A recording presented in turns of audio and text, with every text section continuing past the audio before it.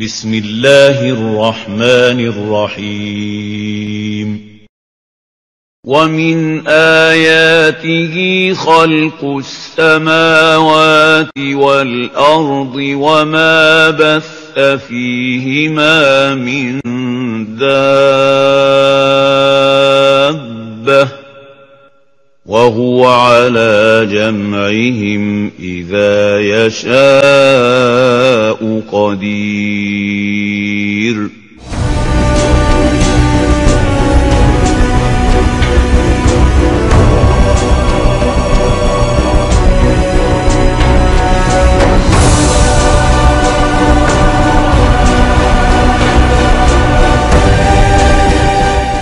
Di antara ayat-ayat tanda-tandanya ialah menciptakan langit dan bumi dan makhluk-makhluk yang melata yang Dia sebarkan pada keduanya.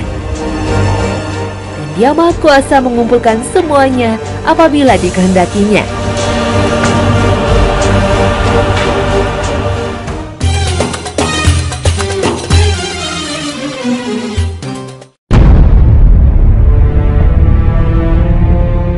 Assalamualaikum pemirsa Trans7, Hasanah Ensiklopedia Islam Dunia kembali hadir berbagi informasi menarik untuk Anda. Nah, apa jadinya bila teman di hadapan Anda tiba-tiba merobek kulit dan mengungkap identitas aslinya sebagai alien? Imajinasi liar tentang keberadaan alien alias makhluk asing seperti ini sudah banyak tertuang di layar lebar, dari film E.T. hingga Men in Black, atau Transformers hingga Prometheus. Namun, apakah keberadaan alien yang makhluk asing ini hanya rekan belaka atau sebenarnya sungguh ada? Untuk menjawabnya, ilmu pengetahuan dan teknologi manusia terus berkembang mencari jawaban atas kemungkinan makhluk lain yang hidup di luar planet bumi kita ini. Sejak tahun 1959, sejumlah teori dan instrumen pengamatan dibangun untuk membuktikannya. Salah satu pelopor utama pencarian kehidupan cerdas adalah astronom Frank Drake. Dengan persamaan Drake yang dikemukakannya, ia mencoba menghitung jumlah peradaban di seluruh alam semesta. Untuk mendukung teorinya, pada tahun 1960, ia mengamati dua bintang seukuran matahari dengan teleskop radio berdiameter 25 meter di Green Bank, Virginia Barat, Amerika Serikat. Pengamatan selama 4 bulan itu tidak memperoleh sinyal radio apapun yang kemungkinan dipancarkan makhluk cerdas lain. Govert Scaling dan Alan M. McRobert dalam The Chance of Finding Alien di majalah Sky and Telescope bulan Desember 1998 menyebut kegagalan pencarian makhluk luar angkasa selama hampir setengah abad saat itu dinilai kelompok pesimis bukan karena kesalahan teori, tetapi karena hasil pengamatan memang tidak menunjukkan adanya kehidupan cerdas lain. Jika kehidupan cerdas itu memang ada dalam usia alam semesta yang lebih 13 miliar tahun ini, seharusnya gelombang yang dipancarkan mereka sudah sampai ke bumi. Kelompok yang optimis menilai tidak diperolehnya informasi kehidupan cerdas lain karena karakter mereka yang memang tidak ingin menunjukkan diri atau mereka tidak tertarik dengan kehidupan bumi. Bisa juga karena teknologi mereka lebih rendah dibandingkan dengan teknologi manusia di bumi. Kegagalan itu tak mematahkan semangat. Search for Extraterrestrial Intelligence atau SETI pada 2007 mengoperasikan sistem teleskop radio Allen. Sebanyak 42 dari 350 piringan teleskop radio sudah difungsikan pada Mei 2009 untuk mencari sinyal-sinyal makhluk cerdas di luar bumi. Gabungan teleskop radio yang masing-masing berdiameter 6,1 meter itu dinilai lebih efisien dibandingkan dengan membangun teleskop radio piringan tunggal yang berdiameter hingga ratusan meter.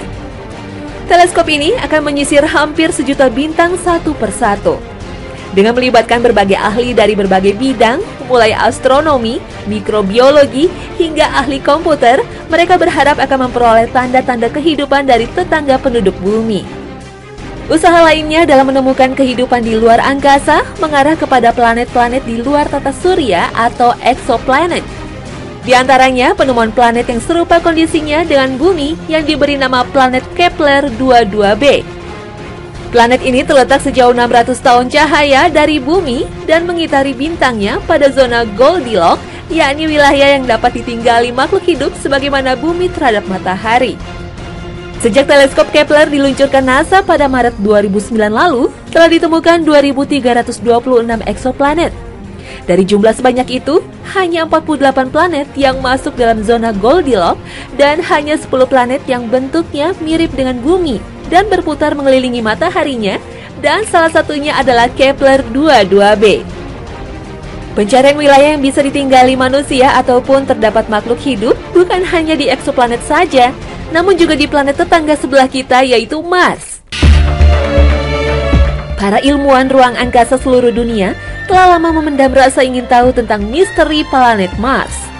Apakah pernah ada kehidupan di planet merah yang berjarak 500 juta kilometer dari bumi ini? Tak heran sejumlah negara maju telah melakukan rencana-rencana spektakuler untuk mengeksplorasi Mars. Sejauh ini, dari 37 kali pengiriman misi ke Mars, sebanyak 2/3-nya mengalami kegagalan masuk orbit planet merah tersebut. Sementara yang sukses menjelajah permukaan planet Mars saat ini adalah Curiosity, wahana penjelajah yang mulus mendarat pada tanggal 6 Agustus 2012. Ditaksir senilai 2,5 miliar dolar Amerika, Curiosity meluncur tanggal 26 November 2011 dari bumi dan berhasil menembus atmosfer Mars dengan kecepatan 24.000 km per jam, lalu mendarat di kaki gunung yang berlapis-lapis di ketinggian 5 km di dalam kawah Gale, planet Mars. Kawah tersebut membentang sepanjang 100 mil, setara dengan gabungan wilayah Connecticut dan Rhode Island. Para ahli geologi planet ingin mencari tahu lebih lanjut karena data dari Mars Reconnaissance Orbiter, wahana pengintai dan penjelajah Mars dari orbit, menunjukkan bahwa dasar kawah itu pernah basah karena air. Para ilmuwan juga berpendapat bahwa tempat itu mungkin penuh dengan materi organik, senyawa karbon yang merupakan bahan kimia kunci sebagai dasar pembentuk kehidupan. Setelah mengamati eksoplanet nun jauh di sana, hingga ke planet terdekat yaitu Mars, tanda kehidupan dari luar angkasa diamati pula dari meteor yang masuk ke bumi. Fosil kecil dalam sampel meteor jatuh di Sri Lanka, desa Polonnaruwa pada tanggal 29 Desember 2012 dianggap bukti adanya kehidupan di luar bumi. Wickramasinghe, seorang direktur Buckingham Center for Astrobiology di Universitas Buckingham, Inggris, menemukan karakteristik mikrostruktur dan morfologi kelas di atom terestrial. Lalu menyimpulkan bahwa adanya struktur semacam ini di luar angkasa dapat ditafsirkan sebagai bukti tegas adanya biologi atau bukti kehidupan di luar planet bumi. Wickramasinghe dan astronom Sir Fred Hoyle mengembangkan teori panspermia yang menyatakan adanya kehidupan di seluruh alam semesta dan disebarkan melalui meteor dan asteroid. Identifikasi fosil diatom yang merupakan kelompok alga plankton bersel tunggal dalam meteorit Polonnaruwa dinilai layak dan tidak diragukan. Sementara astronom Phil Plait menentang temuan Wickramasinghe. Dia menyatakan bahwa diatom yang ditemukan pada meteor berasal dari jenis gangga, tanaman hidup mikroskopis, spesies air tawar yang ditemukan di bumi.